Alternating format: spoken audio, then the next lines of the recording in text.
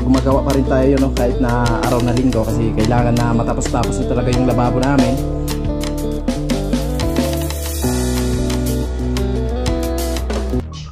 Magandang araw po sa inyong lahat, mga kasani, no? At syempre maraming salamat po sa mahal na Panginoon sa paggabay niya po sa atin sa araw-araw. At syempre maraming salamat kay Ma'am Evelyn and Sir Ramon. At syempre shout out po kay Kuya Obet na Ate Linda, Corlando and Ate Helen. At syempre Ma'am Melody and family, and kay Sir Arnold Buntina. At sa iba pa pong sponsor namin, mga kasani, at sa mga viewers po namin na lagi nakabang sa mga vlog namin. Maraming salamat po at magandang araw po sa inyo. At meron po akong ipakilala sa inyo, mga kasani. So, marami talagang humahanga sa kanya dahil sa kanyang kapugian, no? Yes! Grabe, binubula tayo, mga kasani. Para sipagan tayo ng... Ba't wala kang damit? Mainit. Ha? Mainit. So, kanina pa ako nagsimula dito, no? So, hindi lang ako nag-vlog kanina kasi lubat yung GoPro natin, nag-charge tayo. Kasi pawala-wala yung kuryente dito sa amin. Kaya, ayan. So, meron na po tayong nasimulan. Nag-asintada po tayo dito sa...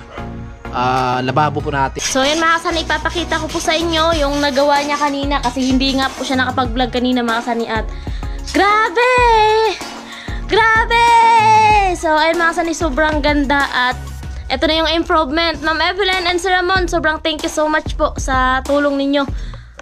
Diyan! So ito na po, mga kasani, hanggang dito po yung ating asintada kasi yan, mga kasani, taga dito sa akin. At syempre, lalagyan pa namin dito ng kailangan pa naman dito yan, mga kasani, tatambakan, di ba? Yes. So, ito yung ating lababo. Side na ito, mga kasani, lababo. Then, hanggang dito yung flooring natin sa lababo. Hanggang dyan.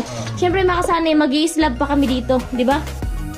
Magaganyan pa kami ng bakal. At syempre, gagawa pa tayo dyan ng tawag dito, purma. No? So, ayan, mga kasani, no? Yan, ayan na. At syempre, dito pa. Yan yung kwarto mo? Oh, ito yung kwarto ko, tapos yung kwarto yung dalawa ni Gia. So, ito yung style ng aming kusina, mga kasani. At yun po pala sa nag-comment dito sa aming bintana. So, wag po kayo mag-alala, mga kasani. Meron po kaming plano dyan. So, hindi naman po natin pwede isabay-sabay gawin, no? Kasi isa lang yung katawan natin. So, abangan nyo na lang po kung ano po yung mga mangyayari dyan. So, stay put lang po kayo. Joke lang. Abangan na so, lang.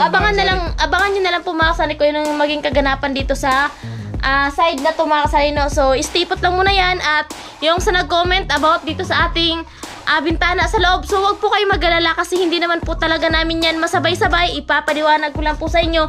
So, tatanggalin po itong bintana na to, pero sa ngayon, iba po muna yung kailangan namin pagpukusan. Kumbaga, tsaka na lang po yung ano na yan, bintana na yan, tsaka yung kanope. Kasi andito lang naman po siya sa loob, mga kasani. So yung inuna po namin ay yung dito sa ating lababo para po doon po ay maalis na po yung mga gamit namin doon. At yung ating gas stove ay malagay na sa magandang lalagyan at para maging komportable na po tayo, para din po hindi na mangamba yung iba na bakit nasa mesa lang po namin pinapatong, no? Yes! So ayan. Wow, grabe, no? Perfect. So syempre, pagkatapos nito, mga kasani, meron pa tayong klaro dito sa taas. Abangan nyo na lang yung kagandahan na aming kusina. Yan. So, ito yung pinggan na namin. Hindi pa nagamit ni Inday. Hindi pa namin nilabas sa karton. No? Yan. So, dito lang namin nilagay sa labas to dahil nung bagyo po, marami kasing pumunta dito sa amin.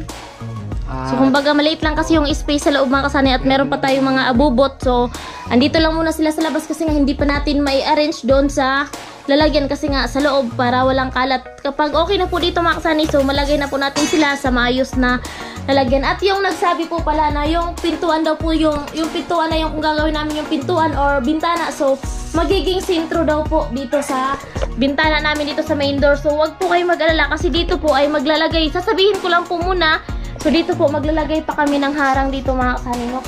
Siguro mga isang hollow blocks yung tawag dito yung pagitan, no? So wag po kayong mag-alala. At syempre, maraming salamat po sa mga advice nyo, sa mga plano nyo po para sa amin. Kahit paano, tinulungan nyo po kami kung ano po yung magandang gawin para dito sa aming kusina. At yun, mga kasani, hindi po ako magsasawang magpasalamat sa inyo ng paulit-ulit. Syempre sa mag-asawa, no? Kasi kung hindi po dahil sa kanila ay wala po sa amin, hindi po tayo ganito ng kusina na maganda. Yung CR namin ay okay na po. So ito na lang po yung lababo para pag natapos na po yung lababo, mga kasani, So kung may budget po kami pang flooring, so ma-flooring na po namin at syempre ma-fix na rin po yung mga ano dito sa pintuan at saka bintana para in case pag may hindi naman natin alam may blessings ulit, mapalagyan na po natin ng sliding window at syempre pintuan. So sa pintuan po, nagtanong na po kasi kami sa pintuan mga kasani, mahal po pala magpagawa ng pintuan, nasa 4-5 no? Sayo na yung kahoy. 4-5 yung singilan dito mga kasani, no? So inaano pa lang po namin yung budget at syempre mga kasani, mas maganda po kasi yung may bintana na at least mayroon naman tayong pintuan nun, at least kung magluluto tayo dito at least mapanatag na tayo kasi meron naman pong pintuan at saka bintana.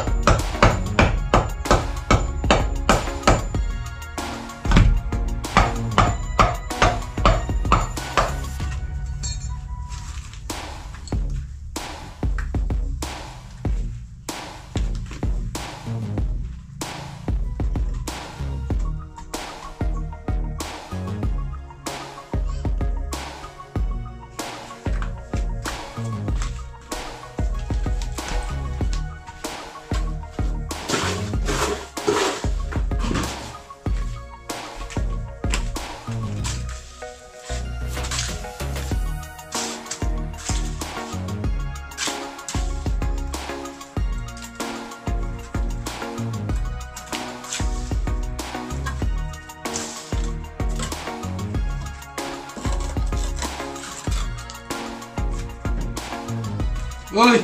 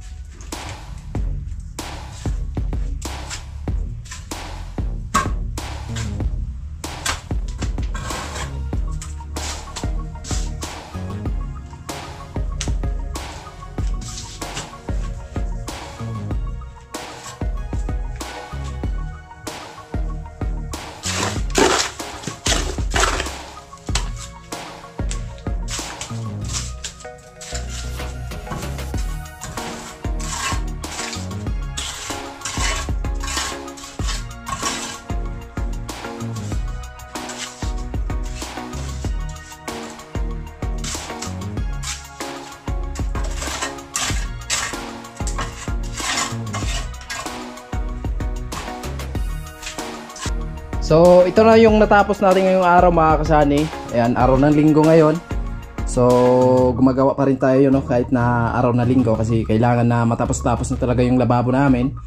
At yung gagawin natin bukas is magpurma na tayo dito para sa lababo mga kasani. At syempre itong bintana na to mga kasani, medyo habaan natin mga kasani para mas maganda pang tingnan, no.